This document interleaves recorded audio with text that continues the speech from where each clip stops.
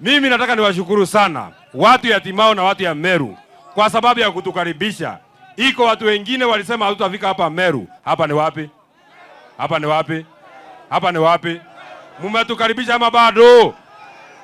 Jambo ya pili, nimeona mwingine ati anataka kutuletea mashindano mpaka kwa kanisa. Ati mtu anajiita soprano anaenda kwa kanisa na askari 100. Anadhani sisi tunaweza kushindana na yeye. Kama unataka mashindano wewe soprano, hata kama unataka mashindano, sisi ni Wakristo.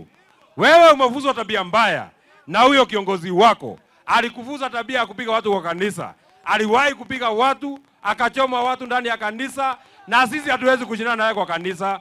Kama wewe ni mwanaume, wewe soprano, kama wewe ni mwanaume, hapana jificha nyuma askari. Hapana jificha kwa kanisa. Kuja kwa mkutano kama hii, tuonane mundu. Kama wewe ni mwanaume, hapana jificha kwa kanisa, hapana jificha kwa askari. Kuja tuonane hapa kwa wananchi, kwa sababu wewe hata kiti ambao umeshika ni kiti ya mtu mwingine,